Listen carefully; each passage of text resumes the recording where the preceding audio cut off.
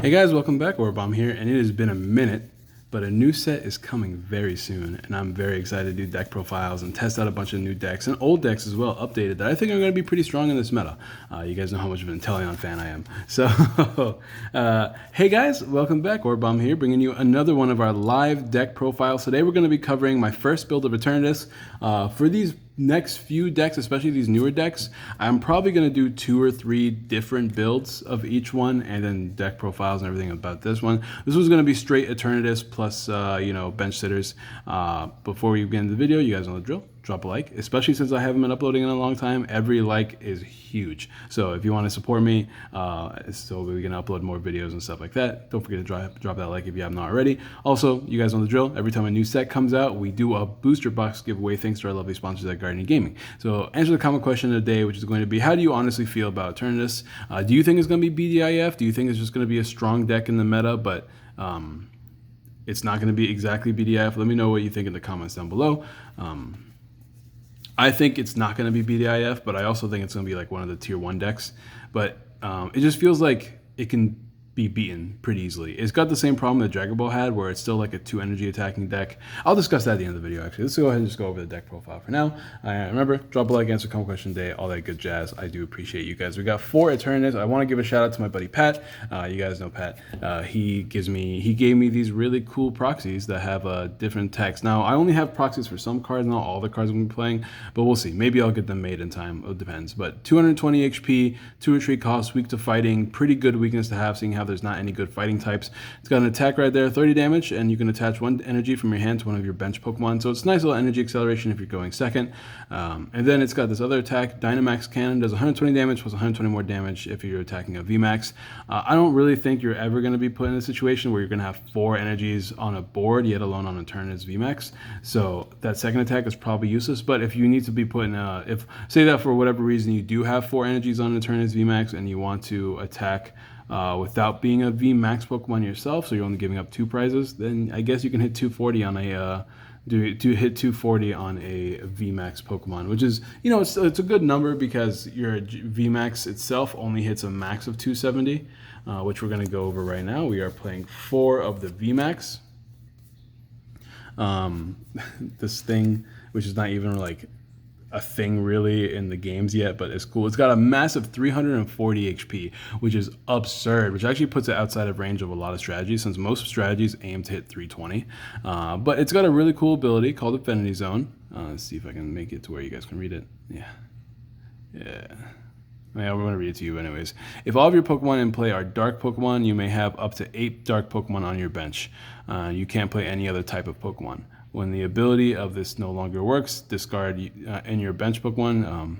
Discard your bench Pokemon so you have 5 left. So essentially, this is a Mega Ray and a Skyfield put together into one Pokemon. Its attack does 30 damage times the amount of dark Pokemon in play. Of your dark Pokemon in play. So obviously you can have 9 dark Pokemon in play at max. You're hitting 270, pretty good number. You can 2-hit KO pretty much everything in the game, OHKO everything that's not a Vmax, and you have a massive HP, and it's only a 2 energy attack. It's pretty much got it all as a Pokemon. I don't see, like, if you play, you can have perfect turns because you are playing a bunch of Zigzagoons in this deck. Just to say that you have all 4 Zigzagoon downs in one turn, you can hit, 310. If you have 1 Scoop Up Net with that, that's 320. So it's pretty good. It's a pretty good card. It's just that 340 HP is kind of absurd. Great weakness. It does have a 3 retreat cost, but it shouldn't matter because we have a new energy that deals with that. That's it for the Pokemon as far as the attackers go. Something to keep in mind is that, well, I guess we'll talk about that in a second. We do have a brand new draw support card, which is great for this deck, which is going to be for Crobat V. So what Crobat V does is good old Shaman is back again. It's got Night Assist. Once during your turn, when you play this Pokemon from your hand to your bench, you may draw cards so you have 6 cards in your hand. You can only use this ability once per turn. So it is a hard once per turn, but you do get to draw until you have 6 cards in your hand. It's a dark Pokemon. You play a lot in this deck because you do want to fill up your bench. So it's just a nice little assist as far as the gameplay goes. Its attack does Poison Fang, 70 damage, and your Pokemon's now poisoned. You're never going to want to attach an energy to Crobat because you're going to be wanting to attach them to Eternatus. But something worth mentioning, it's got a 1 retreat cost and it's weak to fighting. So Crobats for your draw support. For your non-GX attacking option, we are playing 4, which you don't really need to play 4, but I just played 4 because we want to have a full bench of like Pokemon that are useful. I'm playing 4 Hoopa. This is the brand new Hoopa coming out of this set. It has 120 HP. Its attack is pretty good. It does 90 damage, but it only does 90 damage if it was moved from your bench to the active spot. We are playing Swoop Nest, we are playing Switches, and 90 damage is good. There is a brand new card that is probably coming out in the set. Oh, by the way, I should probably mention that this new Darkness Ablaze set coming out, we don't know the actual list yet. We're just kind of assuming that these cards are going to be in here, which is a pretty safe assumption because we've seen a lot of the cards that are not going to be in the set already, even though we expected them to be. So it's a pretty safe assumption that this is going to be our set list, but just a fair warning, some of these cards might not officially come in the set list. So whenever you see the set list drop, check that officially before you start copying decks out. You know what I mean? But anyways, it does 90 damage if this card is moved from your bench to your active spot during this turn. It doesn't attack, it doesn't hit for weakness, and it does nothing if it wasn't moved this turn. But 90 damage is great because there's a card called Decidueye, which has the ability to stop GX and V Pokemon from damaging you. Vs do include Vmax, so that ability is probably going to be annoying for a lot of decks. So having non-GX attacking options is going to be really, really useful, and that is our non-attacking option in this deck. I am playing 4 because Decidueye could be a problem, and having a max number of these cards is going to be pretty just strong in general for having our bench filled. And for our last dark Pokemon, we are playing 3 Zigzagoons. I didn't want to play too many because these things are a little bit too easy to knock out, but you could easily cut out 1 Hoopa for another Zigzagoon if you want to. I'm going to be discussing few different Pokemon in this deck that you can play. For instance, Weavile GX. I'll be discussing that later in the deck build because that's going to be the next version of this deck I build, is one that plays a 2/2 line of Weavile. It's going to make the deck a little bit more inconsistent, but it's actually going to be kind of powerful for what I want. So I'll be drawing that next time. Other cards that are dark type that you can play on your bench, Spiritomb, if you're looking for a 1 energy attacker that can build up damage over time. You just bench it and just let it take damage while you attack with your other Pokemon. That's not a bad idea. There is Absol, the one that increases the retreat cost of basic Pokemon by 1. There's just too much switch and too much scoop up net in the format for me to actually think that's good. So I'm not playing that in this deck list. There's just too much switch and scoop up net. So that's not in the deck list. Not to mention a lot of these strong decks are actually Evolution VMAX Pokemon. Is there any other relevant dark type Pokemon? My binder's right here so I can check. Although I'm not really up to date as far as my cards go. There's the Evil Admonition Hoopa. I don't know. I don't think that the card's rotating. That's another 1 energy attacker, but the attack is pretty low damage output. It's only really useful if you're hitting something for weakness. And since this card exists, I'm imagining Dragapult won't be as commonplace in the meta.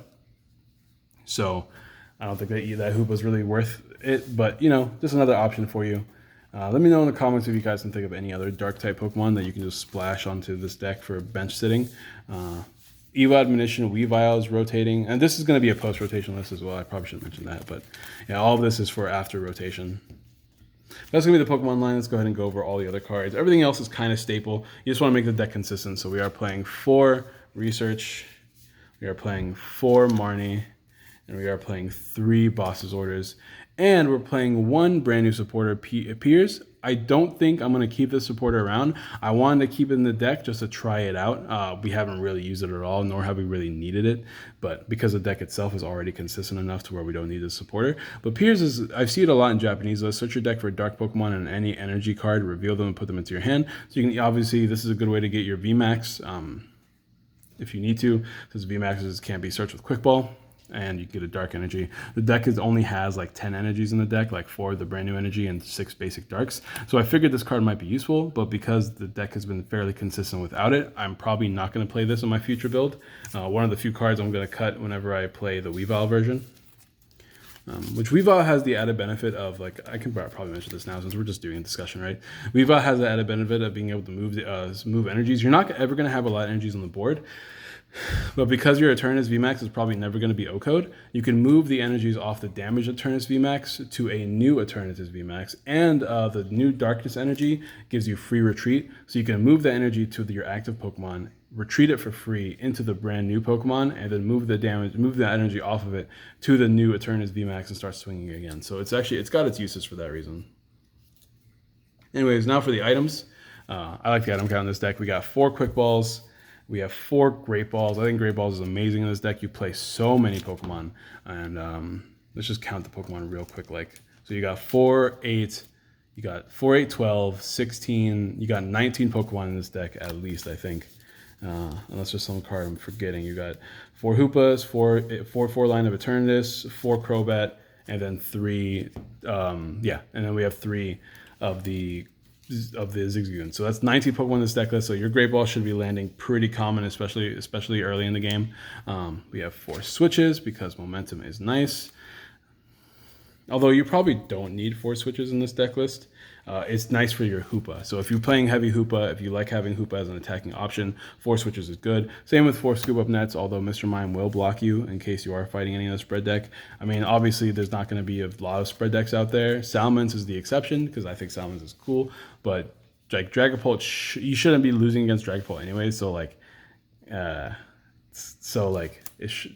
Mr. Mime is your only fear, but Dragapult's one of the only few decks that play Mr. Mime, so Scoop Nets shouldn't be a big deal, is what I'm trying to say. 1 Reset Stamp, because I like playing Reset Stamp. 1 Tool Scrapper. This is very specifically for Lucario Melmetal Zacian decks, because Frying Pan is rotating, right? But they still have access to the goggles, and if they use their GX attack and have the goggles attached to the Zacian, then you only hit them for 210 most if you hit for the 270 damage. So being able to get rid of the goggles means you'll be able to take a knockout, right? Because they have 220 HP. Another option you could do is cut out a few cards and play a few like Vitality Bands, which would make you hit that 220 number. But Tool Scrapper is just like, I think Tool Scrapper is a little bit more useful than the Vitality Band, just because you can get rid of other troublesome tools. There's Giant Cape coming out. There's still the Air Balloon. So I like Tool Scrapper a little bit more than Vitality Band. So if you don't like it, you could play Vitality Band. If you do like it, you could play a higher number of Tool Scrappers. Like I mentioned, there's a lot of cards you can change in this deck list. I just really like the way it's panning out right now. We have 1 Black Market Prism. If you guys watch that game between this and Salamence, you could see this card really messed me up in the end game. He held it until like I ran out of supporters, we ran out of stadiums, and he just benched it, and then all of a sudden I couldn't win the game anymore. Because when you're taking only 2 prizes off of Vmax, it's a bad time. It is a bad time. So Black Market, obviously, if you have a dark energy attached to a dark Pokemon and it gets knocked out, they take 1 less prize card. So, nothing you guys didn't already know. And as far as the energies go, very simple. We have the brand new High Darkness energy. As long as it's attached to a dark Pokemon, they have a 0 retreat cost. So there's that. And then we have 6 basic energies. 6 should be enough.